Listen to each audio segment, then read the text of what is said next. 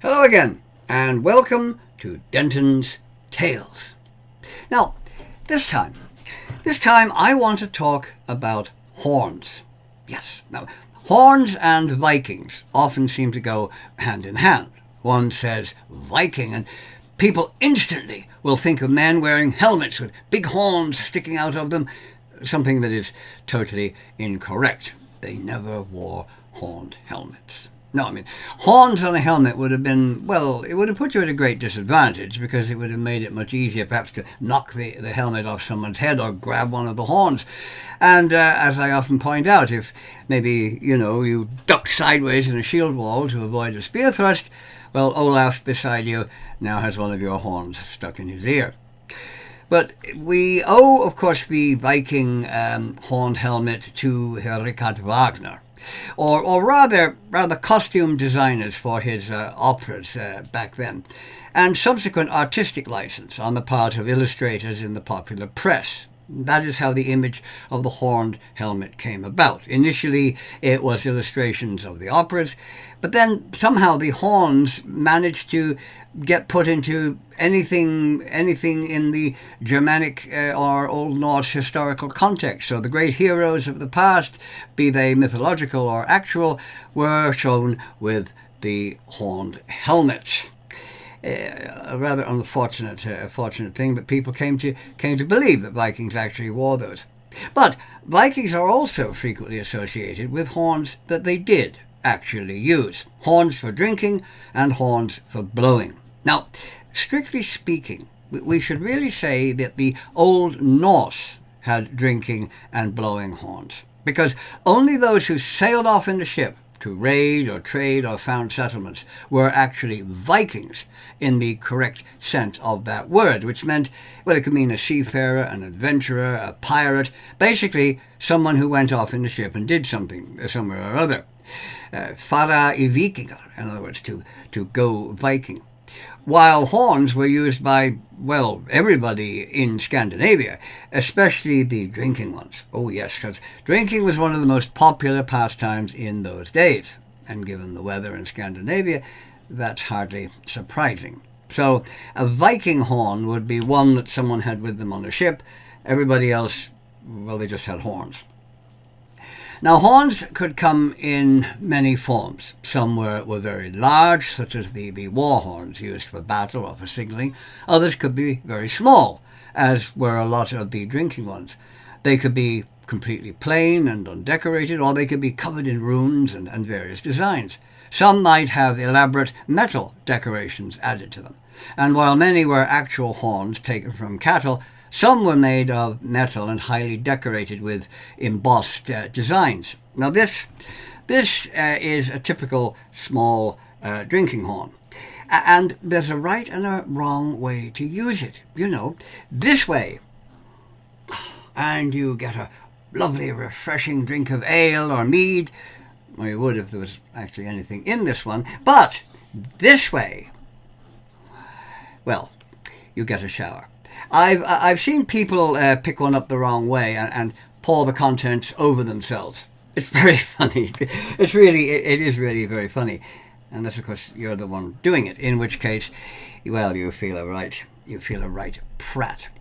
Now here is another example of a drinking horn. This is quite a decorated one. You see, it has runes here, which is the name of the makers actually.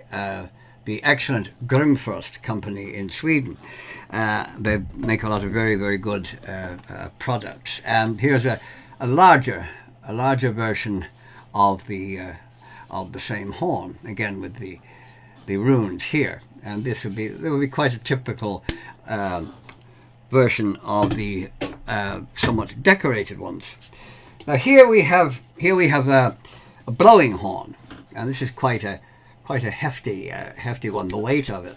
But this should be very typical of a blowing horn, which could be used for war, for signaling, or whatever. And another example of a blowing horn we have here. It's surprisingly light, actually, for the size of it. But the most famous the most famous horn of all, mentioned once by name in the Poetic Edda and getting 3 mentions in the Prose Edda, Gjallarhorn, a pretty impressive and powerful war horn carried by the god Heimdall, he who stands guard over the Bifrost, the rainbow bridge that links the realm of the gods, Ostgarder, to the realm of mortals, Midgard. And it will be sounded when the great battle that shall destroy the world commences, or Ragnarok. Incredibly powerful. Well, obviously it has to alert the gods, and we are told that it will be heard in every corner of the world, its blast echoing across all the 9 realms. Its name meaning the loud-sounding horn, or the hollering or bellowing horn. Heimdall will be ready and waiting for Ragnarok. Oh yes, he certainly won't miss it, because he'll have plenty of warning that it's coming. There will be a bitter winter, lasting for 3 years. Many people will die. Midgard will be largely depopulated. The survivors will become thieves and murderers as they fight to survive in this terrible landscape. The phrase "shit happens" comes to mind. The great wolf, Fenrir, will shatter his chains and leave his confinement along with his father, Loki. The monster, Nidhogg, will escape, and the great world serpent, Jormungandr, will rise up out of the sea to join its father, Loki. Hel will leave her domain and march forth with her hound Garma, leading a vast legion of the dead. It'll be like all the episodes of The Walking Dead put together. Fire giants will come forth from Muspelheim, burning the world behind them as they march towards Ostgarder, led by Surt, and they will assault the Bifrost. Heimdall, if all of that had already escaped his attention, will see the fire giants approaching. I mean, he could hardly fail to notice a bunch of big burning guys, lumbering in his direction. And he will sound his horn to warn that Ragnarok has begun. Of course, quite how Odin and the gods had not noticed all the rather obvious signs that things were going pear-shaped pretty fast. Armies of the dead on the march, monsters popping up all over the place, humans killing each other, and so on. Well, that's a bit hard to understand. They really hardly needed Heimdall's deafening horn blast to tell them that things were not going particularly well. I should think. Anyway, the great battle of Ragnarok will commence. Everybody will be busy killing everybody else, and the world is toast. It's what we might call an extinction event. Heimdall is the son of Odin and 9 mothers. Yes, 9. Though it isn't explained quite how he managed that. Was he in 9 wombs all at the same time? I mean, talk about a split personality. Or did he sort of, hop from one to the other? Or is it just some kind of allegorical reference in connection perhaps with the creation of the 9 worlds? We don't really know. Now, Heimdall himself says of his unusual birth, "I am the son of 9 mothers. I am son of 9 sisters," without further explanation of that. And they are mentioned elsewhere as being giants, Jotnar. So we may assume that Heimdall is a giant himself, a Jotun. As watchman of Ostgarder, he can be said to work from home, since he lives in a hall called Himmelsbjörg, which means the heavenly mountain, and it is situated on or near the Bifrost. And he seems to have quite a good time doing it, having a supply of mead on hand.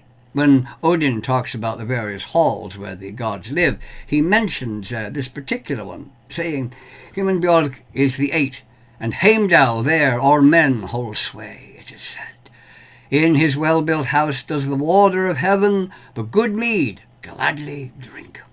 Well, Heimdall is never clearly stated to be a member of either the Aesir or the Vanir, and in fact the only reference to his status seems to imply that he was both Aesir and Vanir, which would be a neat trick if one could do it. But though I suppose someone who could have 9 mothers might be able to be 2 kinds of god at the same time.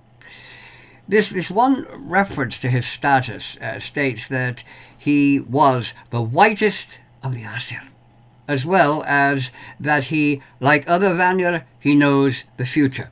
So, which will be anyway.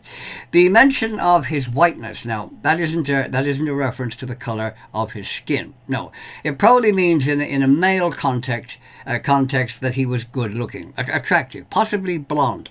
since in Old Norse, white was used to mean blonde.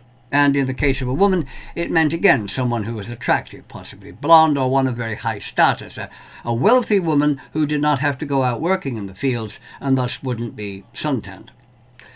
But to return to the mighty Gjallarhorn, in the Prose Edda, we are told that one of the three roots of the world tree, Yggdrasil, reaches to the Mimirbrunn, the well of Mimir, and also known as the Well of Urd, after one of the three Nornir who tended it, which contains great wisdom, great knowledge and intelligence. Using his horn, Heimdall drinks from the well, and thus he is himself made wise.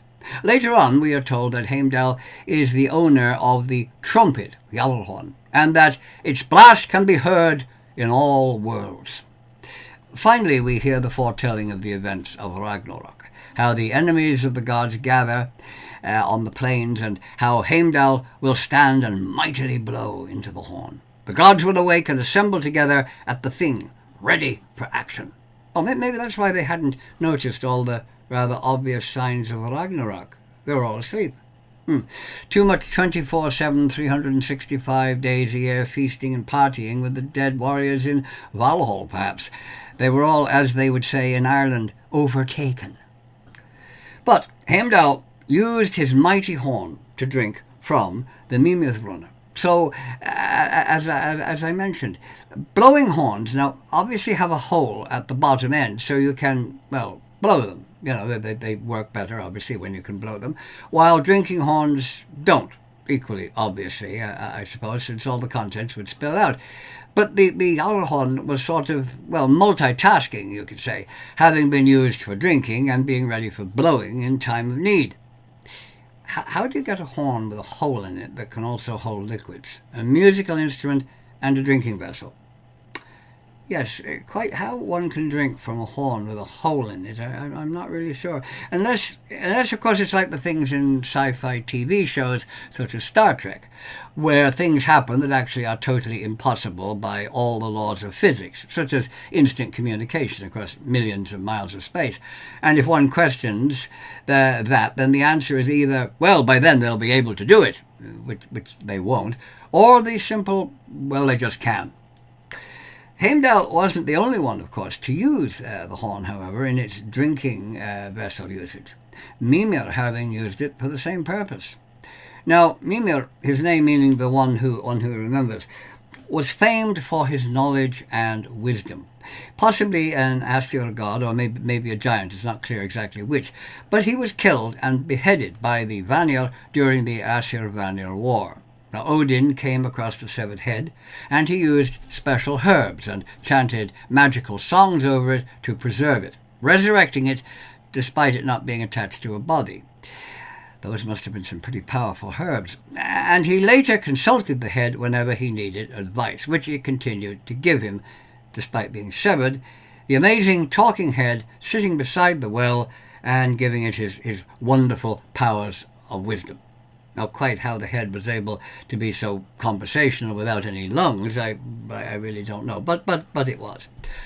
Odin sacrificed an eye to Mimir in exchange for a drink of the well's magical water, imbibed as it was with the powers of Mimir. Just a single drink of this water had the power to give untold knowledge, making a person wiser than anyone who had ever lived.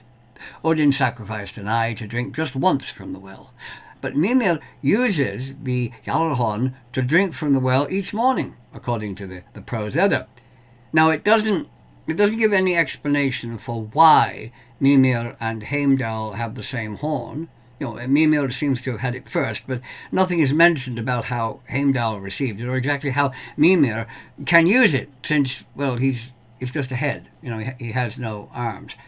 For that matter, where would the water go when he drank it, since he has no body? That, I think, brings me back to what I said earlier. He just does. So, Heimdall now has the Gjallarhorn, ready to sound the alarm once he sees enemies approaching. Apart from the Eddas, there is some archaeological evidence for that. There are some crosses in the Isle of Man and in England that depict a large man with a horn at his side, thought to be a representation of Heimdall. On the Gosford cross in Cumbria, The figure is shown holding a horn and a sword, seemingly fending off two open-mouthed, snake-like creatures, thought to show Heimdall at Ragnarok. As to the dual usage of the horn, drinking and blowing, well, there may be an explanation from the rituals that were performed in ancient times. We know that horns formed part of religious practices, being blown during rituals and celebrations in honor of the gods. We know also that libations would have been given, presumably toasts as well. So it is possible that in that context the same horn could have been used for both purposes. The old French medieval ballad, The Song of Roland, mentions how his horn, Oliphant, serves as both a war horn and a drinking horn. And there are, I believe, other similar references in medieval literature. Now, that still doesn't say how that was done, how they kept the water or whatever they were going to drink in the horn that had a hole at one end, using a cap of some kind, perhaps, or maybe just putting a thumb over the hole. Now, I've seen very elaborate drinking horns, which often have highly decorated metal caps fixed to the bottom, so that is possibly one way of doing it that would make the horn suitable for both usages. So we leave Heimdall guarding the Bifrost as he happily swigs down ale or mead, ever vigilant for fiery giants on the horizon, massive savage wolves, giant snakes, or the army of the dead bearing down upon him. I hope you enjoyed this video. If you did, please like and subscribe. And I shall say farewell on a final note, quite literally in this case.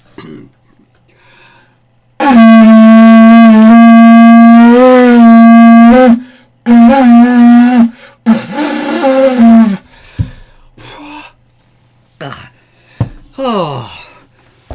Well, the cat's still there, though I don't think it was gloriously impressed by that musical performance. With that, I shall say farewell, goodbye, until next time. I'm all right.